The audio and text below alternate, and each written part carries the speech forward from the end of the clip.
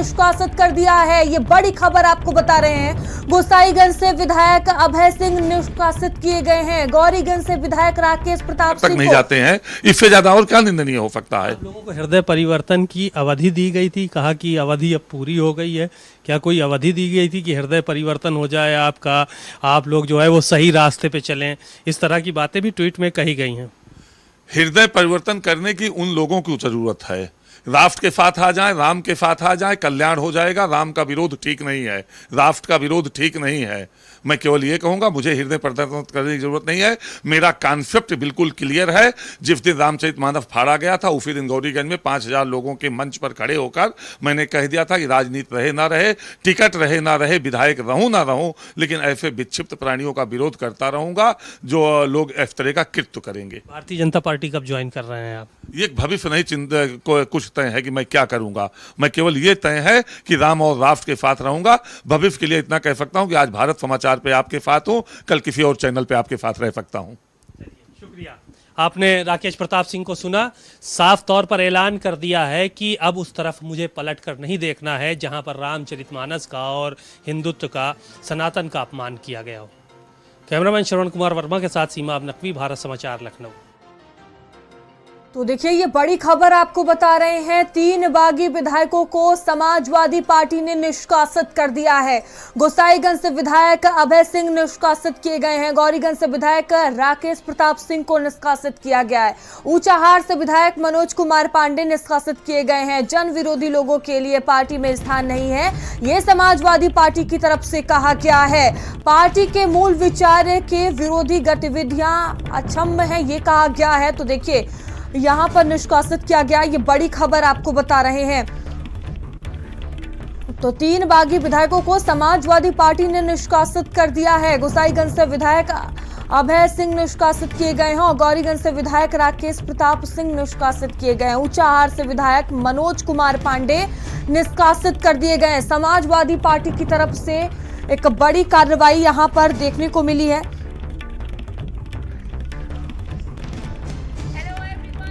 तो देखिए, समाजवादी पार्टी ने इन विधायकों को पार्टी से बर्खास्त करने का निर्णय लिया है। राजनीतिक रणनीति आंतरिक मतभेद के आधार पर बात करते हैं उनसे। सर, बगावत हुई, आपने सपा को वोट नहीं दिया, 1 साल इंतजार करने के बाद फिर आप लोगों को पार्टी से निकाला गया, आपको, अभय सिंह को, मनोज पांडे को। आखिर क्या वजह रही कि इतना विलंब से समाजवादी पार्टी ने कार्रवाई की? और उसमें तो ये भी लिखा है कि अभी तक हम लोग हृदय परिवर्तन का इंतजार कर रहे थे। देखिए, हमेशा से सही बात बोलता रहा हूं, अमेठी से राजनीति करता हूं, प्रधानमंत्री का क्षेत्र रहा है।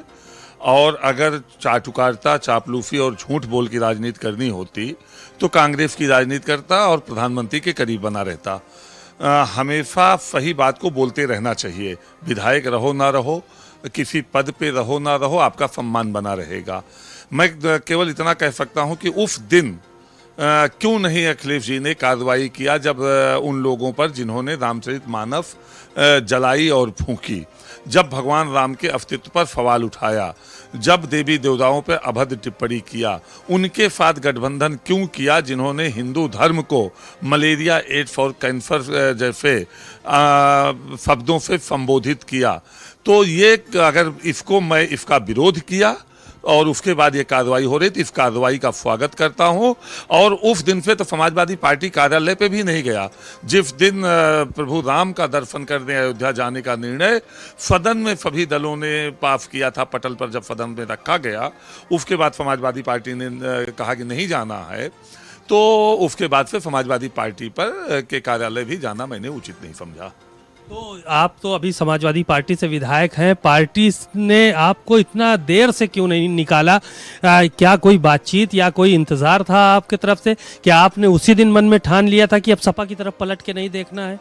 देखिए, उसके बाद से मैं लगातार सही बात बोलता रहा हूं और मैंने हमेशा ये कहा कि राम के साथ, राष्ट्र के साथ रहूंगा।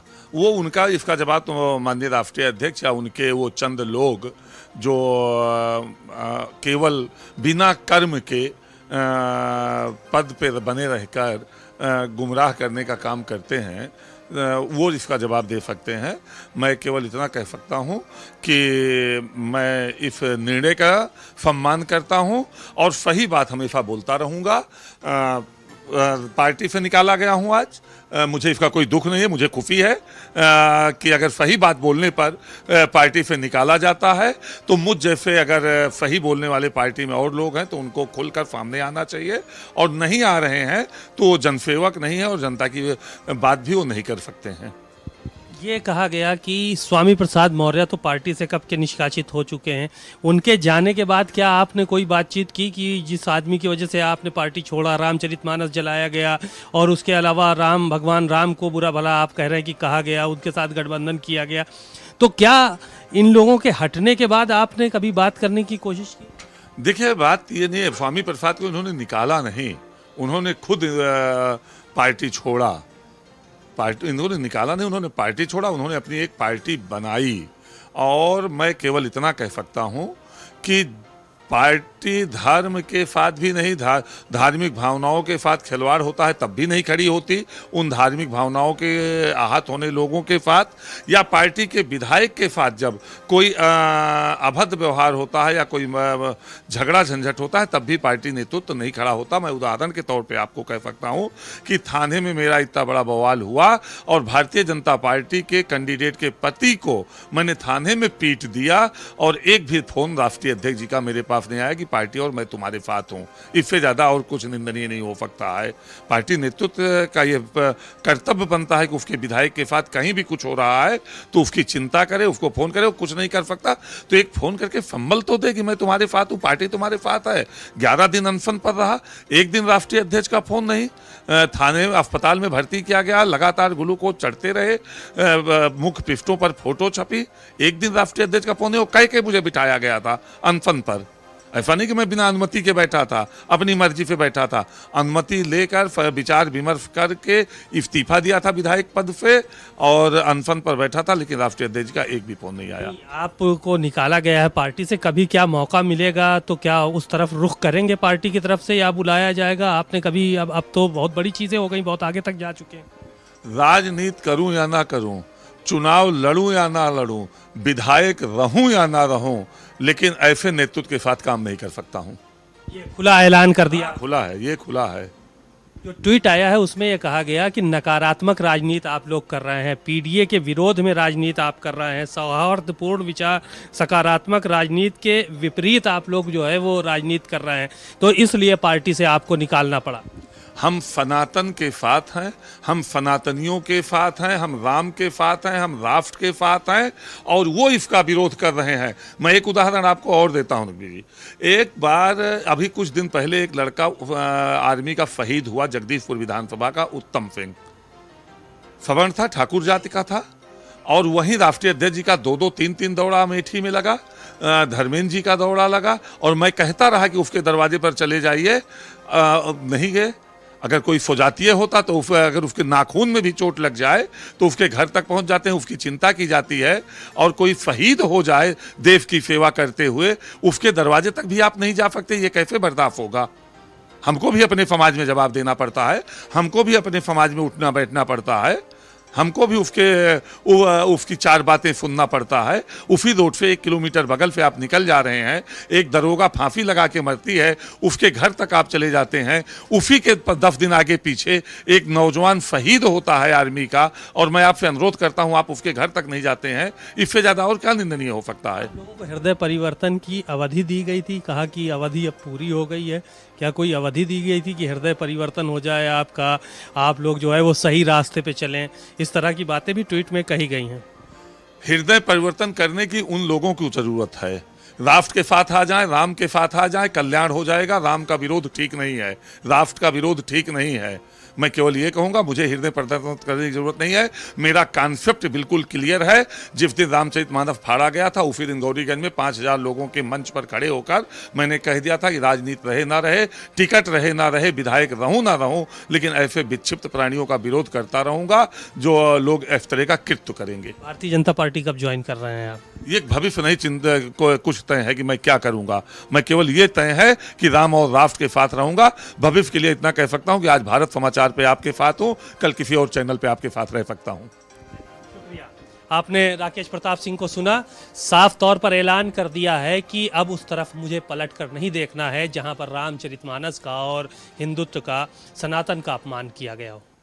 कैमरामैन श्रवण कुमार वर्मा के साथ सीमा नकवी, भारत समाचार, लखनऊ। और सपा प्रवक्ता सुनील सिंह साजन हमारे साथ जुड़ चुके हैं। सुनील जी, एक बड़ा एक्शन यहाँ पर समाजवादी पार्टी की तरफ से लिया गया है। विरोधी नीतियों का समर्थन करने के आरोप में 3 बागी विधायकों को निष्कासित कर दिया गया है। देखिए, समाजवादी पार्टी ने उन विधायकों को पार्टी से बाहर का रास्ता दिखाया है जो समाजवादी नीतियों के तहत जीत करके आए थे, समाजवादी सिद्धांत को लेकर के जनता के बीच गए थे, माननीय अखिलेश यादव जी के चेहरे पर जीत करके आए थे, साइकिल चुनाव चिन्ह पर जीत करके आए थे।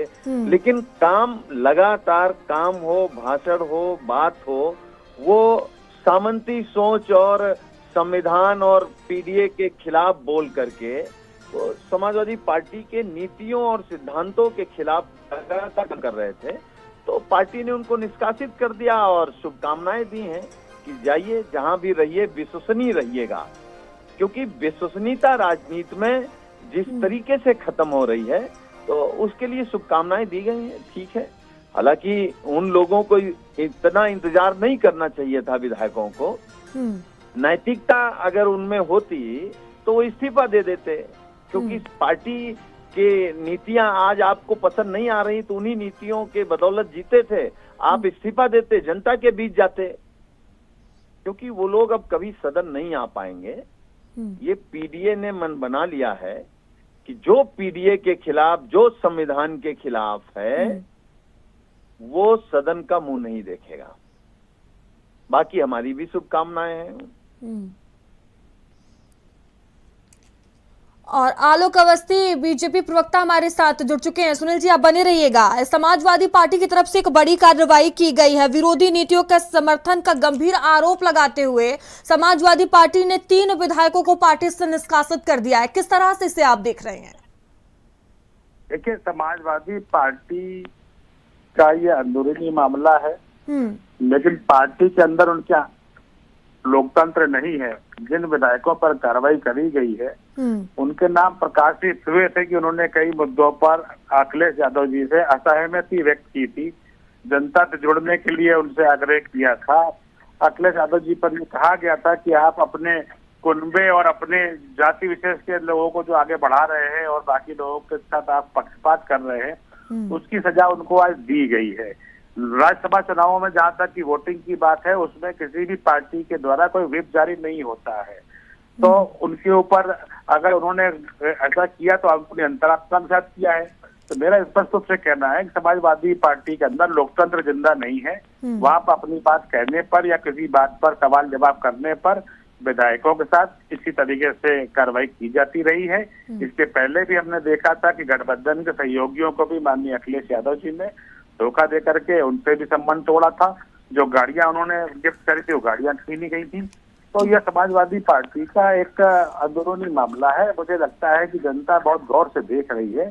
वहां पर केवल स्वजातीय लोगों का ही वर्चस्व है और बोलबाला है। यह हमने अखिलेश यादव जी की सरकार में भी देखा था।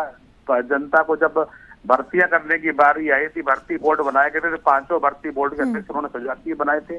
भ्रष्टाचार के आरोप में माननीय उच्च न्यायालय ने उन सभी स्वजातीय बोर्डों को भंग किया था और अनिल यादव के खिलाफ सीबीआई इंक्वायरी करी थी। तो आज जो विधायक निकाले गए वो भी उनके स्वजातीय नहीं है। उनके स्वजातीय होते तो इन पर कोई कार्रवाई नहीं होती। और यह इशारा करता है कि समाजवादी पार्टी के अंदर आंतरिक लोकतंत्र नहीं है। जी ठीक है आलोक जी, बहुत धन्यवाद आपका। और सुनील जी, आपका भी बहुत धन्यवाद हमारे साथ जुड़ने के लिए। और खबरों का सिलसिला लगातार जारी है। बने रहिए भारत समाचार।